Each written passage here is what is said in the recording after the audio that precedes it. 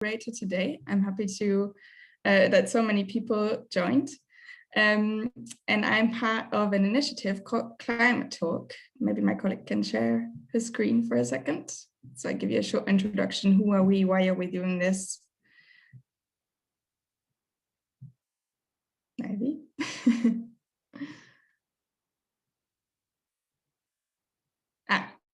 There it is. Perfect. Okay. As I said, I'm part of an initiative called ClimaTalk. We are an initiative, by students and other young people and we seek to demystify climate policy and try to amplify young people's voices in the fight against the climate crisis. Next.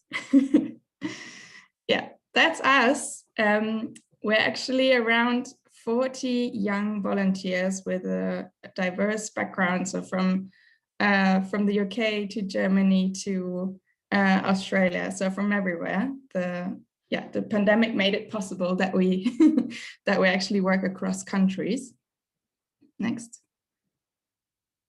And the main thing that we're doing is we try to write short and accessible articles about climate policy. Here you can see some examples from our website that you can see later in more depth, I think. So, for example, about the IPCC, about the Paris Agreement, the Kyoto Protocol, and my team especially is the COP team, which is organizing this event today. And we want to explain all things related to COP and of course COP26 this year in particular. So some examples. And other things we're doing is showcasing young climate projects and initiatives, as you can see here. And what's new is that we have created a map full of university courses around the world around environmental topics, sustainable development, climate policy, that we're continuously expanding. And also on our website and with us, you have the possibility to publish your student articles where you talk about environmentally focused uni courses, for example. So if you want to stay in touch with us and stay tuned about more events, please follow us on Facebook, Instagram, Twitter, LinkedIn, wherever, and join the ClimaTalk community. Thank you very much. Oh, great. Now you know a little bit who we are, but we also want to know who is in the room, who are you? Therefore, we have prepared a mentee. Maybe some of you know it already. Emma, maybe you can share your screen to show. So you will need your smartphone if you have one, or you can also do it in your browser, and you go to menti.com. Maybe you can also write it in the chat.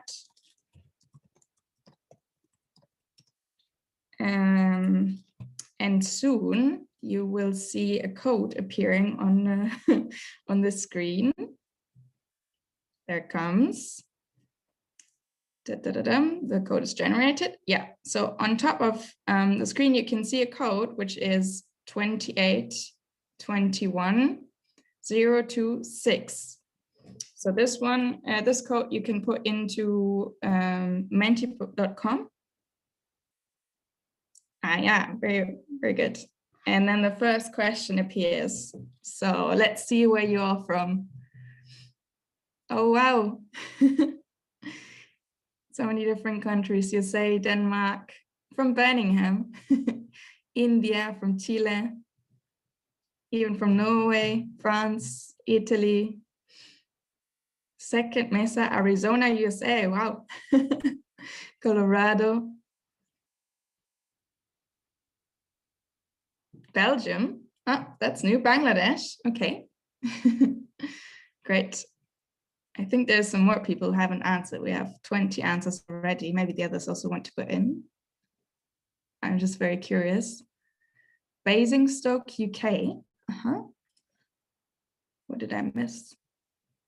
Yeah, I think most people for now come from the US, Germany, Denmark, and the UK. What about the other 10 to 12 people?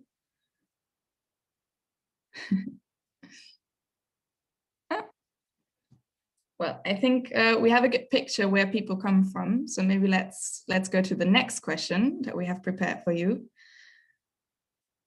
Here we want to know, what is your experience so far with COP? So are you a total newbie, never heard of what the fuck is COP? Or do you have any kind of knowledge of it? You know, okay, it's a climate conference maybe. Or have you even been part of a COP delegation, or have you attended COP? Or are you involved but you haven't attended? Okay. There is a tendency. So I think most people know, okay, what COP is. That maybe it's a climate conference, happens every year. Important things are discussed there. But we also have some newbies and 2 people who have been part of a COP delegation. That's nice. And one that has attended COP. Interesting. What about the others? We have some more people in the room. Maybe none of you is involved but hasn't attended. That's interesting.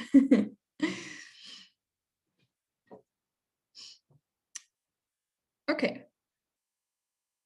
Well, I think now we have a good picture, and also that's important for our speakers to know who is in the room, because they will soon tell you about their experiences with COP. Let me just shortly introduce them.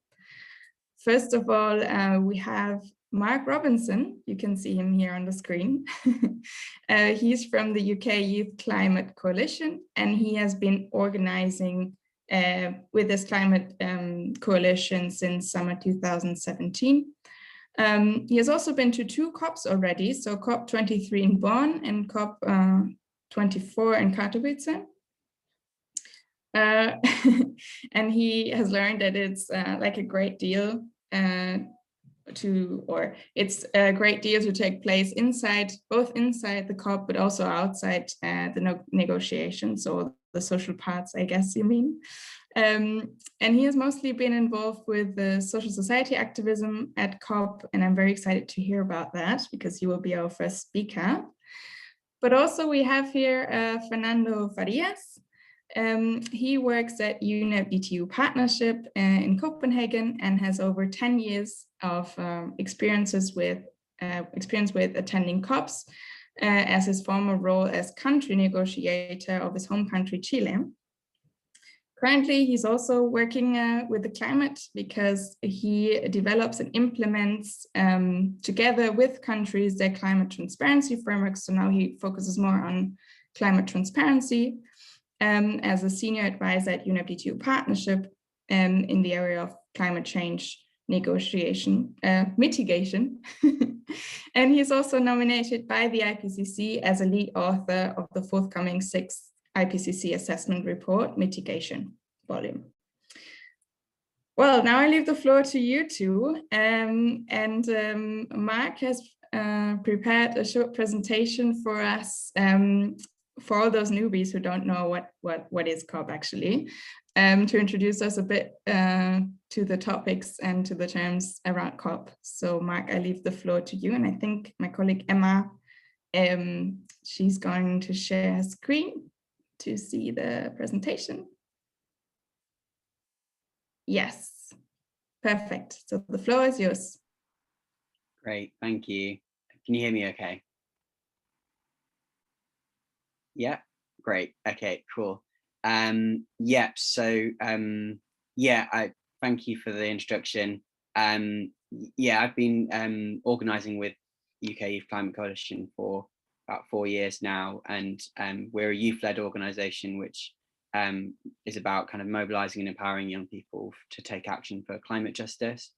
And we've got a range of work that we do, but we have a COP group as well within UKYCC, and that's really how UKYCC got started back in 2008, which was about increasing youth representation at the COPs. I've been to a couple of COPs myself in 2017 and 2018, and helped prep for a few others. Hopefully we'll be able to just give you like a kind of short outline on what COP is, and just kind of like loop in some of my experiences to that throughout, and in the Q&A as well. Next slide, please. Thanks. So yeah, starting off with the UNFCC, which is the first acronym of many acronyms, apologies in advance for that, which is the United Nations Framework Convention on Climate Change. So this first came about in 1992 at the Earth Summit in Rio de Janeiro. And it kind of marks the first time in international circles that the environment and development kind of came together. And there was, this was a treaty, a legally binding agreement, which was focused on a mutual concern about the climate crisis and agreeing like a framework for emissions reduction. And so the states or countries that signed the UNFCCC and ratified it are called parties. And those parties are the ones that get to decide on how the convention, the UNFCCC, is implemented. Next slide, thank you. So yeah, basically COP is the conference of the parties. Also, I'm sorry, I know that like there was a varying degree of experience and stuff from the Menti meter thing. So sorry if this, for people who already know this stuff, but I'm trying to go back to basics. So COP is basically a 2-week-long meeting of the parties that have ratified the UNFCCC, and it occurs every winter and normally rotates between the global north and the global south, which in the UNFCCC or COP speak is often referred to as like richer global north countries in general are known as like developed countries, and the poorer global south countries, loosely speaking, or are looped in with the developing countries, but there's lots of problems with that kind of classification, but that's how it's done at the UNFCCC. It's happening this year in Glasgow, after having been postponed last year because of the coronavirus pandemic. But essentially the purpose of COPs is to implement the UNFCCC and negotiate terms of the Paris Agreement, which we'll come on to in a second. Thank you. So what happens at the COP? So mainly ever since 2015 in the Paris Agreement, it's been largely around focusing on mitigation and emissions reduction through the NDCs, the nationally determined contributions. So I'll go into that in a slide or two's time. But equally, there's just so much happens at COP really. So there's a lot of protests, civil society protests and activity. There's different meetings with negotiators. There's events that happen both inside and outside. But a particular kind of frustration from a civil society perspective is that actually, although lots is happening, because it's based on consensus, it can often feel quite slow moving, and it can often feel a bit like actually not a lot in terms of big developments is actually happening. So the Paris Agreement is a legally binding international treaty, and it was established at the Paris COP in 2015. Its goal is to limit global warming to 2 degrees of warming, and with an aim or like aspiration to limit it to 1.5 degrees. It is unique in that it's now signed on to by all the parties to the UNFCCC, thanks to the US rejoining finally after, yeah, I'm sure we all know about the US leaving the Paris Agreement, but yeah, well, actually, yeah, they did leave it temporarily under Trump and are now coming back into it again. But that means it covers about 97% of all global emissions, but it is done so in a way that's quite voluntary based. So as opposed to previous mechanisms and protocols that were more focused on focusing on a specific subset of parties to the agreement, to the UNFCCC, but in a more binding way. And action on the Paris Agreement is achieved through the nationally determined contributions, or the NDCs. So NDCs are basically emissions reductions targets that countries choose for themselves. They're based on like the principles of fairness. So in UNFCCC speak, that basically developed countries should set more ambitious targets and help developing countries to achieve their targets and goals through assistance through climate finance, technology, and etc. And so through the the main problem with the NDC system really is that there's no real international accountability around. I mean, there's definitely accountability mechanisms, but there's nothing binding enough that means that we're getting to where we need to be. Because if you add up all of the NDCs at the moment, so every country's NDC, and the rates that are set out in those pledges for 2030 amount to about a 3 to 5 degree temperature rise. So there's definitely a lot of action and improvement that needs to be done on those NDCs, and a lot of ambition needs to be ramped up. And that's basically where civil society comes in. So what can civil society do at COP? If you have a badge to get into the COP space, you can often influence things through your constituency group. So different kind of like interest groups and communities have their own constituency groups. So young people have a constituency group called Youngo. Researchers and the research science community have a constituency group called Ringo. And they all start sounding funny, like bingo and tungo and all these other kinds of things. And then also you can meet with your country negotiators, you can take up space at meetings, you can organize protests within the space and walk out and just generally just be there and agitate and demand change. Outside the COP, there's actually almost just as much happening as there is inside. So you can take part in protests and direct actions. You can communicate to the press back home and try and get it on the national media coverage. You can amplify actions and campaigns on social media, and you can attend external events. So there's often, I've actually found from my experience, those external events have sometimes been the most enriching, and inspiring things that I've been to there, because it's often organized far more from a civil society perspective. So it's focused, there's just people from all over the world, and particularly you can really you can hear often from the frontline communities and stuff like that about what's actually happening and how you can take action. And it can be really exciting and inspiring place to be.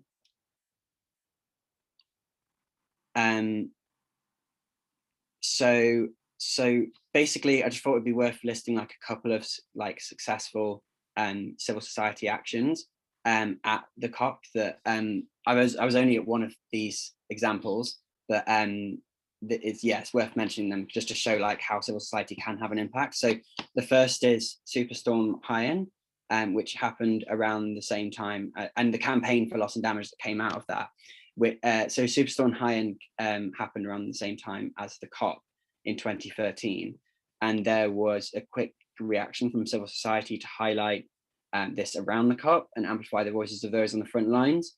And the outcome of that was that civil society really forced country negotiators to seriously consider the idea of compensation for countries that are on the front line. And the idea of that was formed the phrase loss and damage. And out of that came a mechanism for loss and damage, which again is a mouthful, called the Warsaw International Mechanism for Loss and Damage. I think I might have forgotten it by now, but yeah, that's one example. Another is in 2015 around Indigenous people's rights in the Paris Accord. So actually early drafts of the Paris Agreement didn't mention anything to do with Indigenous and traditional knowledge or of Indigenous people's rights. But coordinated actions led by the Indigenous Environmental Network and supported by the rest of civil society led to several mentions of Indigenous people and rights being put into the Paris Agreement, which was actually a huge success at the time. And as it's such a big agreement and it's the basis for all future negotiations, at least at the moment, it was really pivotal getting that in there. It wouldn't have happened if it wasn't for the civil society action. And finally, I was actually at this one, which was good. It was a COP in Katowice in 2018, in Poland. So in 2018, the school strikes were just starting to the international school strikes were just starting to pick up and gain publicity as well on the international stage. So young Polish people in Katowice had their first strike there, and they marched to the COP Centre. And I'd say, and what came out of that was that this group now continues to be very active in agitating for a just transition for the coal mining sector locally. And one thing I'd add to that is just that what I found, one thing I found really, really beneficial for like the COPs and being there and seeing it is the kind of coming together of people and like building connections and bonds and stuff that help to like forge, you know, the international climate movement, as it were, and well, but also at a national or a local stage as well. Like it's just bringing civil society together.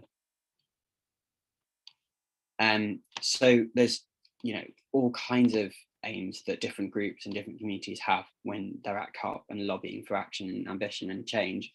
But it's kind of like almost broadly rotates around civil society aims being around challenging mainstream and corporate discourse and preventing like the worst outcomes, organizing climate movements and achieving tangible results to empower those movements, and to build alliances and organize with other climate activists around the world.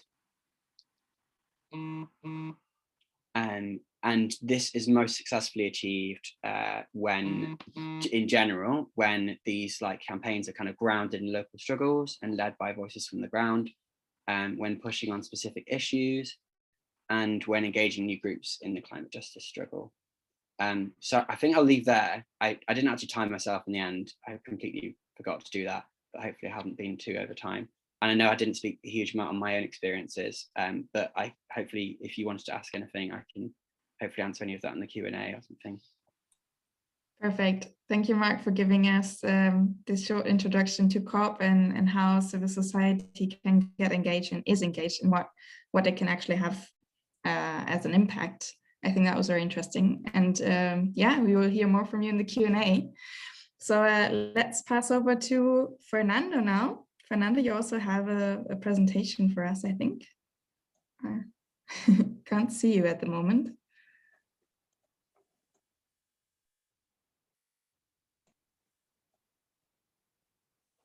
There you are. I'm trying to share my presentation. Mm-hmm. Is it possible? Yeah. Emma shares your presentation now. Yeah. So you can just talk. Okay. Thank you.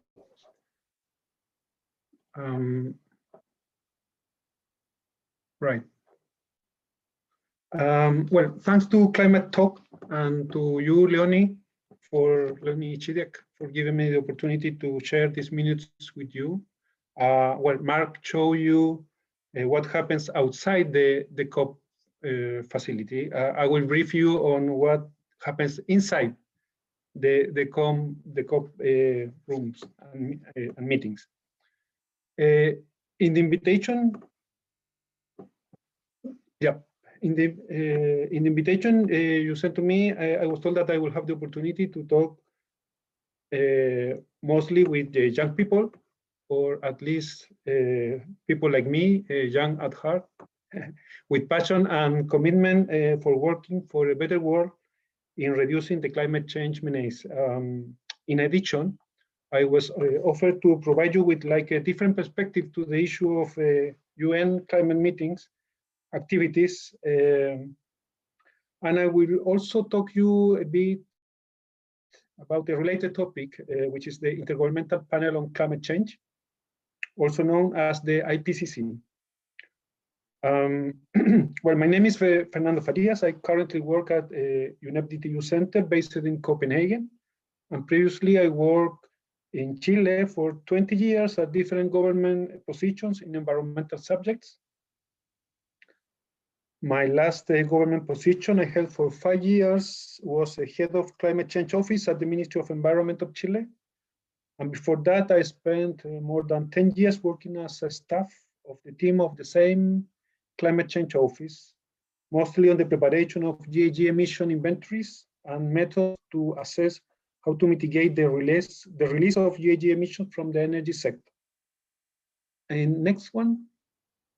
Thank you. From there, I had the opportunity to work in national and international projects related with climate change in Latin America and beyond, and also to participate in meetings from United Nations, mostly at the 10 UNFCC COPs, the ones that you can see in the screen now.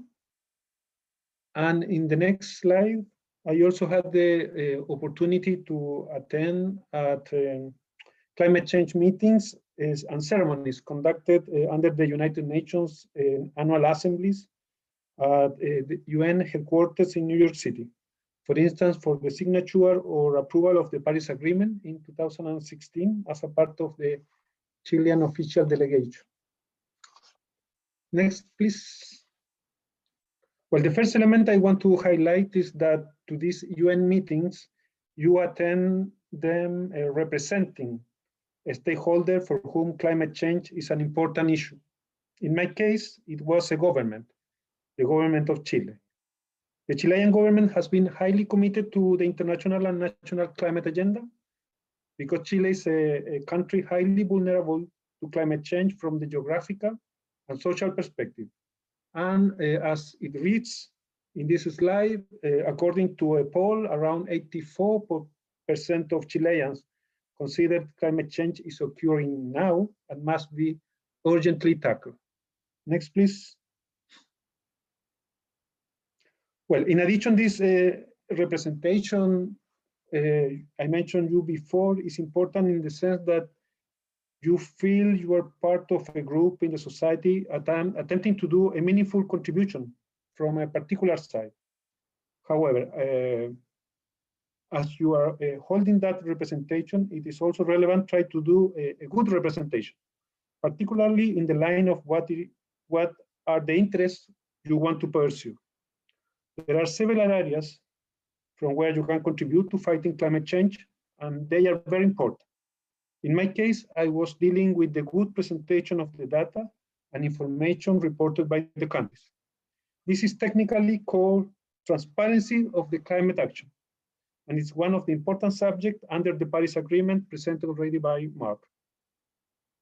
These contributions are also important to be presented during the COPs.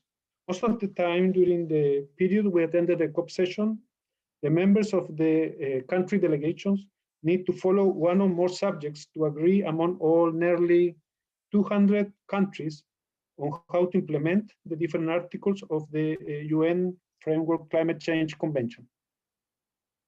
Or to agree if we want to assess how the convention and countries are delivering to reach their goals and what are the technical tools available. Since decisions at COP conventions are taken by consensus among all the countries, it becomes a lengthy process.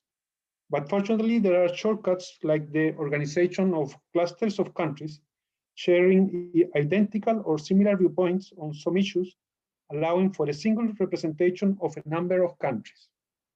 There are so many countries that usually it will be possible to find more countries to make a team of voices prepared for putting the same points forward and, importantly, get these points taken into consideration. Next, please. Also, during the COP times, several side events take place, either in the same facilities of the COP or nearby. These are excellent opportunities to share on examples of implementation at regional, country, or subnational level, learn about new technologies, initiatives from countries or clusters of countries, and their implementation, and in general, how to move forward the aims of the convention on a more integrated way, considering the proposals of the different stakeholders. Next, please. In COPs, you definitely have the opportunity to listen to people that can serve as a truly inspiration, like Ms. Wangari Maathai, Nobel Peace Prize winner in 2004, for creating the Green Belt movement, who put together the planting of a massive amount of trees with women's hands, environmental conservation, and women's rights in Africa. I still have the book with her biography she signed for me in COP12 in Nairobi in the year 2006. Next, please. You also have the opportunity to listen to politicians, heads of state, and these are very important people as well if you want things progress in this kind of subjects. Next, please. Fortunately, along the last years, I had also the opportunity to interact with the Intergovernmental Panel on Climate Change, the IPCC, that received the Nobel Prize of Peace for their contributions to explain better the science of climate in the year 2007. For 5 years, I could represent Chile in the meeting of countries of the IPCC. And in the last 2 years, I was elected as one of the lead authors in the mitigation section of the forthcoming document, IPCC 6 Assessment Review. Definitely, I think the IPCC is trying to build bridges between science and government policy decision. This is much needed, particularly in these times. Next, please. I think it's important also to tell you that when I attended these UNFCC activities, I always have had the feeling of participating in a community of people interested in dealing with the problems associated with climate change in different parts of the world. And this is a very important feeling. What strikes me, though, is the pace of the negotiations. I think that still they are too low. The speed of the problem needs faster responses. Too many subjects in parallel that make these meetings last too long for 2 full weeks. Indeed, is a too large time span. To finalize this round, I would say that to deal with climate change, we need actions, but actions from everyone. We are not doing our job if we are thinking others, either governments or international authorities, will solve the problem for us as citizens. Definitely, we need an integrated approach involving everyone. So you are more than called to play this role. And thank you very much. Thank you very much, Fernando. Maybe you can leave the presentation. I have some more questions on the presentation, Emma. But first of all, I want to take up the last thing that you said, which I find very important, Fernando, is that we cannot leave all the action to governments, or maybe to you being at the COP, trying to negotiate at a very low pace. So what would be maybe your advice to all the people that feel young that are here today? How could they get involved? How can they contribute to make a difference, to have an impact? What would be your advice? Yes, thank you. I think that participation is a key thing. I mean, there are plenty of ways to involve more people on climate change. One are like Mark showed, demonstrations, becoming visible, but I think the family has also a very important role to play. So if you are talking about these subjects with your family, with your parents, with your children, with people you know, it will be much more clear and more engaging than if you only say, okay, have a look at YouTube or read this lengthy book about how certain is climate change. Mm-hmm. Things tend to occur in a way that if we can communicate, I think that if we can communicate, particularly among the ones that are close to us, among the ones that are important to us, mm-hmm. with truly spirit, I think that's a good path for this. Thank you, Fernando. So talking about these individual contributions, maybe Mark, you've talked a little bit about youth involvement, civil society involvement. What about those that maybe cannot afford to travel to Glasgow this year? Is there any opportunity to participate in COP or to influence COP processes from maybe countries a bit more far away, or countries where the voice is not as strong as in other countries? Do you have anything to say about that? Yeah, a few things. I think like it's a really important issue, and yeah, like representation at the COPs has always been like something that always needs to be addressed, basically. And what, again, another thing that is often a focus of civil society is who are the voices that are missing from this. So, for example, this year with UKYCC, we're trying to work with some of the youth groups that we have connections with in other countries to support them financially in getting to Glasgow this year. But having said that, it is like, I mean, there's often been problems with this. So, for example, I mentioned in the presentation that it's often tries to rotate the host between global north and global south.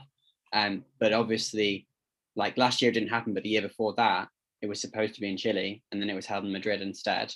And that quite last minute change that had to happen as a result of that impacted a lot of people's plans, especially like, again, young people in different countries, particularly in like global South countries or Latin America, actually, particularly like who had planned to go and then suddenly had to, plan their own trip again. And there's a huge and vast expense involved in all of this stuff. So, I mean, there is another thing. I mean, I don't actually know whether this is going to happen or not, but like that I don't know if like COP might end up being online or something this year or something. I don't think it will, because, but anything is, it's still a bit uncertain in a sense because of the pandemic.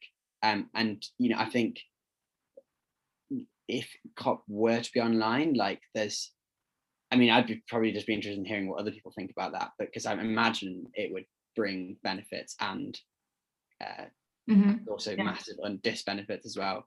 But access to COP, and also when you're at COP in Glasgow, like a lot of people go to COPs but don't actually get badges in to the actual negotiating space, and that's also a really important difference as well. And who has that? So there's a lot of power dynamics as well, which there's so many things you can say about that. I don't know if I properly answered the question even, but yeah, I think that's like an interesting idea. What would happen if we would do COP online? Because it would, of course, offer a total new range of opportunities for people to participate. But maybe Fernando, from your experiences, because I mean, not everyone had the chance probably to take part in an international climate negotiation.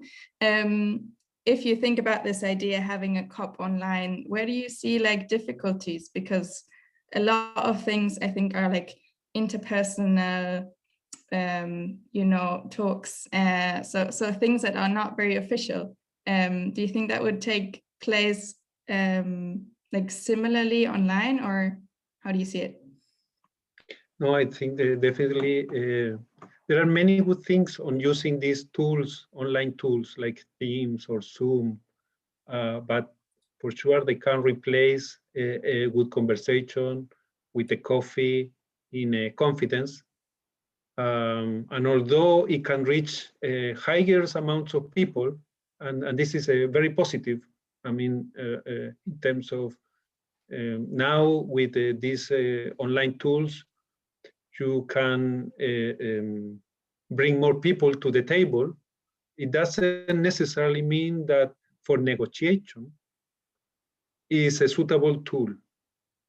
I think that one COP working only online will be very limited in the scope, unfortunately.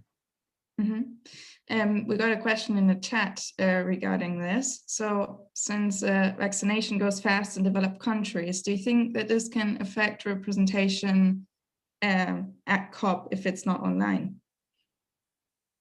Yeah, well, we have to see definitely what will be the rules of the world now with vaccination. I mean, that some people has the opportunity to have the vaccine doesn't necessarily mean that they are allowed to go around the world necessarily, because we are still under the spread of the virus. So I think that vaccination has more to do with personal care more than the ability to go everywhere, because everywhere, I mean, you still may contribute at some point to spread the virus. Thank you. I have another question to Mark, because we haven't heard a lot about your personal participation in COPs yet. So I was wondering, what exactly was your role when you were attending the 2 COPs in the past? And like, what was a typical COP day for you? How can we imagine attending COP for you?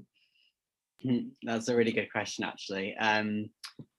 Maybe I'll start with that one. I mean, because my first day at COP23, which is the first one I went to in Bonn, in 2017 was quite mad, because there's just, I had a badge to go into the negotiating space, but at this COP in particular, there was actually a split between the negotiating zone and the civil society zone, I guess. So they actually had different like venues for them, and some people had access only to the it was called the Bula zone and the Bond zone, and so the Bula zone being the negotiating one, Bond being civil society one.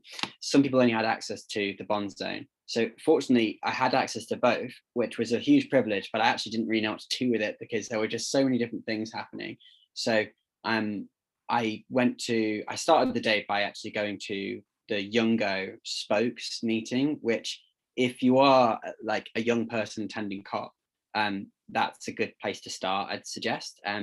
Often if you're going with like a youth group delegation, you'll probably be looped into Youngo in that way. And the spokes meeting at the start of like every day of COP is actually like a great way to just basically find out what the group's doing and what's coming up in the day and other things like that. So I went to that. I spent a little bit of the day helping to draft like an intervention, which is something that constituency groups like Youngo and others can do at, for example, in negotiating sessions. So you'll see when you get there, sorry, it's a bit of a scattered answer, but you'll see like, a huge screen with like all the different negotiations happening, and it probably will be quite overwhelming. Like I think there's no full way you can ever truly prepare for it in a sense.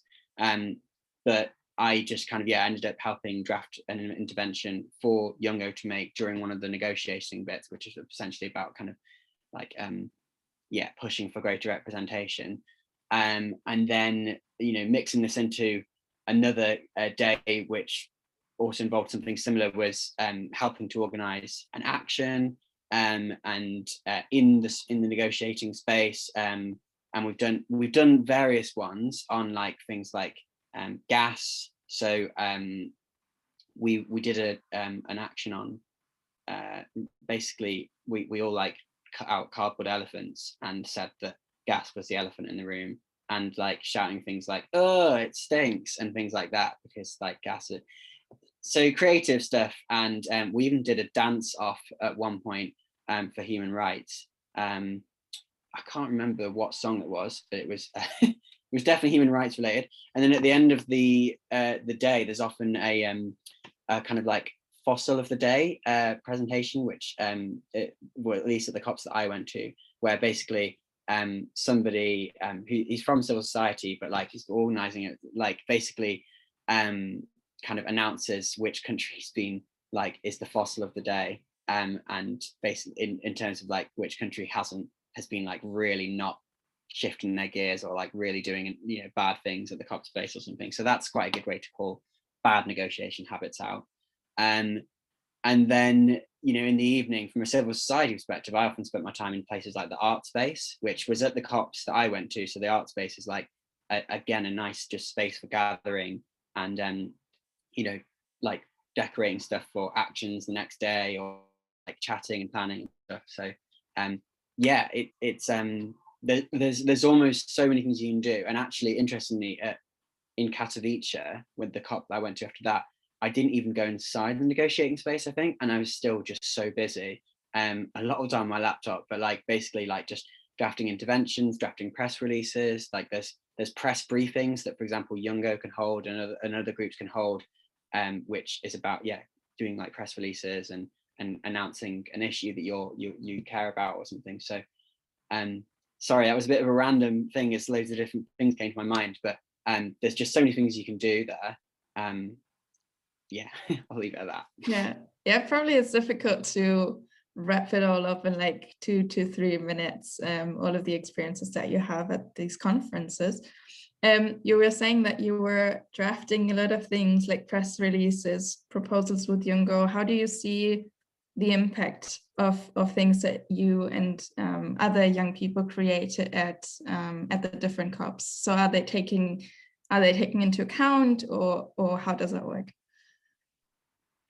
It definitely happens to like variable degrees how much of an impact the work you do has. The one that I always remember it actually didn't happen at the COP itself, but at the intersessional negotiations. So they happen like every year as well, around like late springtime.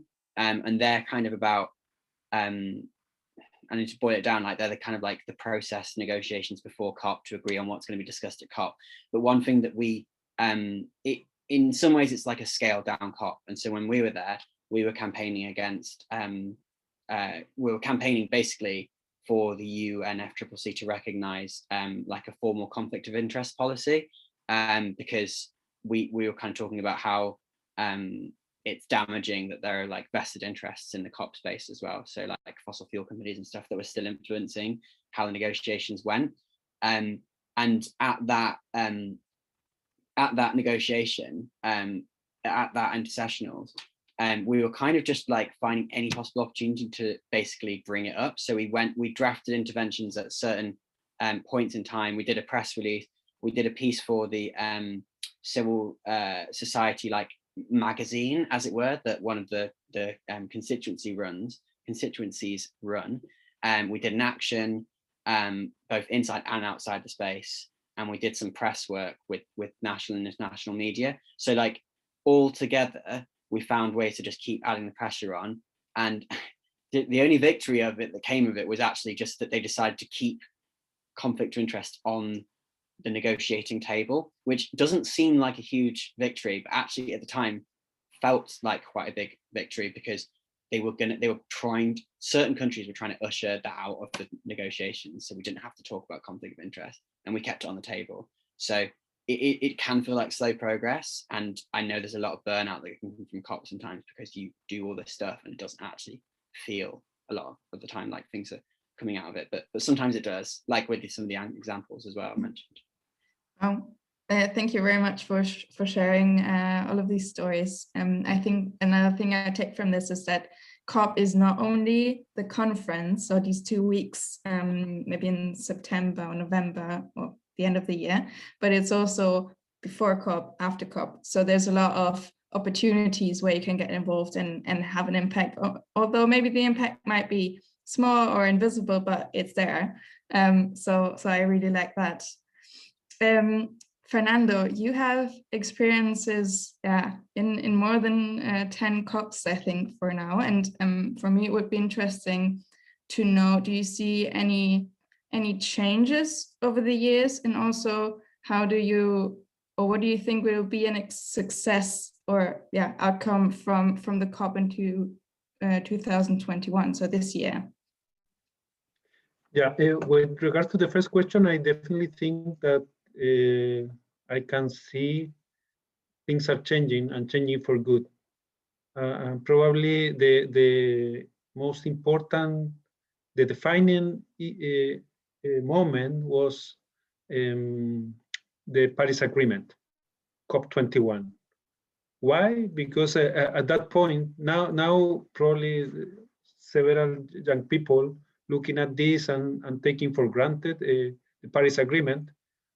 But to be sincere, there were serious doubts at that point that the Paris Agreement will be. Actually, there was a previous attempt to do something similar to the Paris Agreement 5 years before, and that failed very, very hard.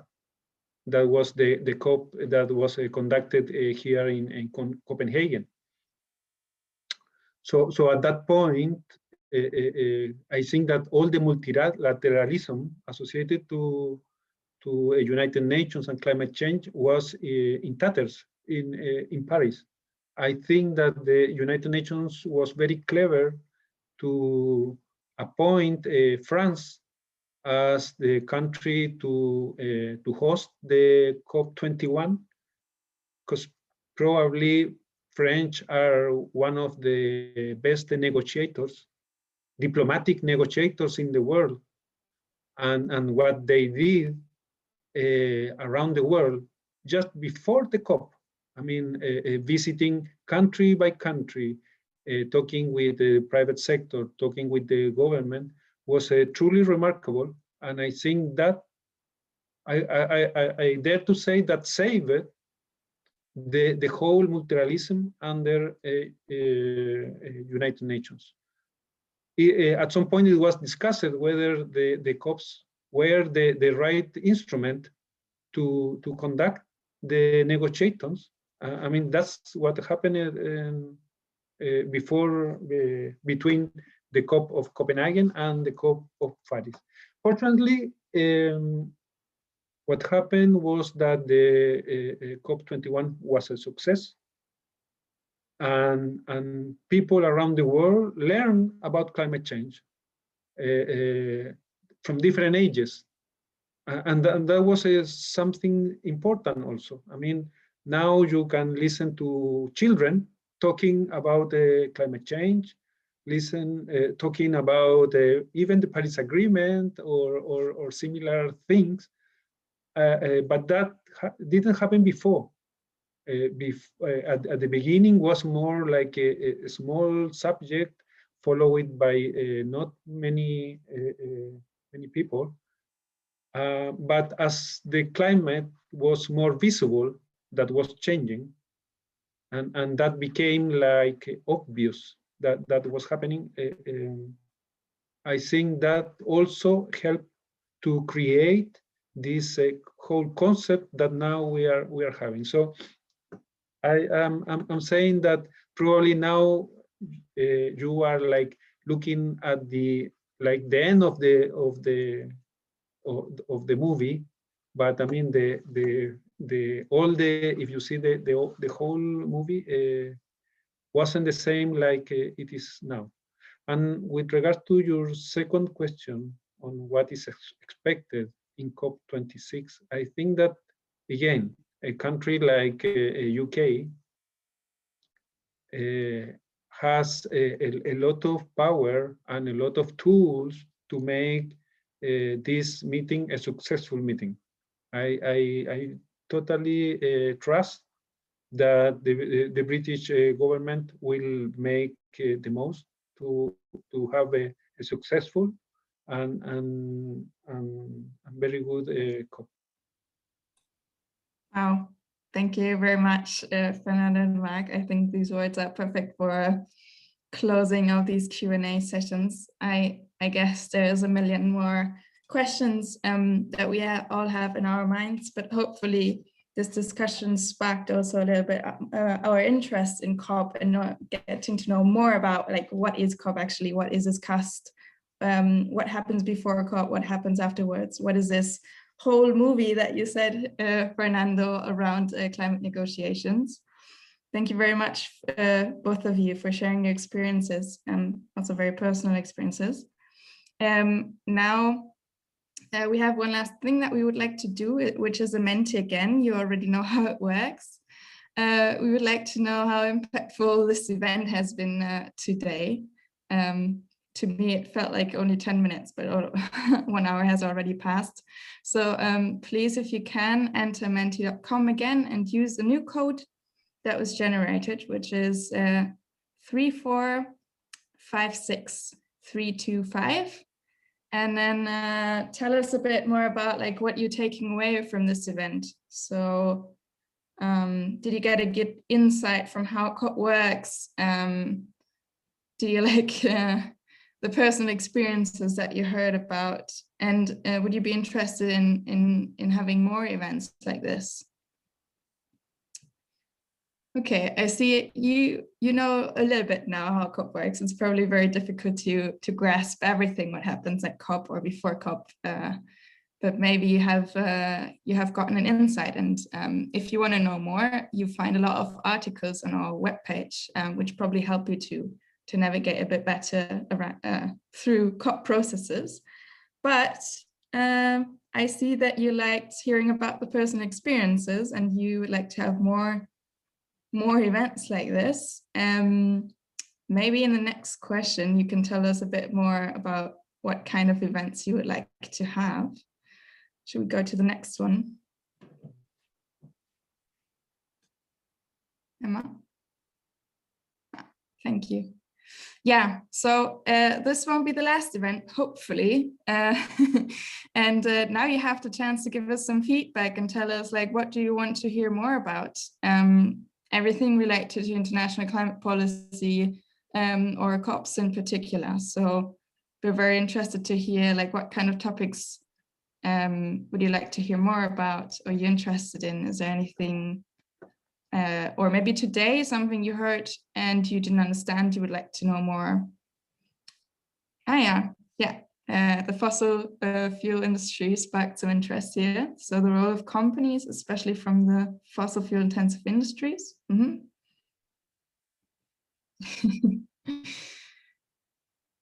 Maybe some more ideas. There's more. So you would like to know more about sustainability. That's definitely in our plan to talk more about sustainability related topics. International climate finance. Oh, that's interesting. CO2 quotas. How are countries following up the COP promises and how they're doing it? Well, yeah, that's a very good question, and I think we really should talk about this. How climate policy, international climate policy, can have an impact on local communities and environments on a global scale. How students and youth become involved as presenters. This one we will definitely take up, because we also want to, with ClimaTalk, we want to present opportunities of how you can get involved in COPs, for example, or climate negotiations. So that's a very good suggestion. Thanks. How countries cooperate in climate policies other than COP. What would be the most effective policies for climate change adaptation mitigation? This is also on our agenda. IPCC results. Policies that have been successful. Wow, you very good suggestions. Thank you very much. I find them all very inspiring. Perfect. And I think you can keep going, adding your ideas, but maybe we can go back to the big screen and leave the page open for others to put in more ideas, and we're going to read them all later. Yeah, just to say thank you everyone for participating today in this event about negotiating our future. Some experiences from past COPs. Thanks very much to Mark and Fernanda again for participating and sharing all of their stories. I hope you enjoyed the event, and please follow ClimaTalk on all our channels, so you're updated about coming up events, because there will be many of them, and hopefully as interesting as the event today. Yeah, perfect. There's all our channels. So we hope to see you soon again. And now have a nice evening or day if you're from the US. Okay, bye-bye. Thank you very much. You can also unmute yourself if you want to say something.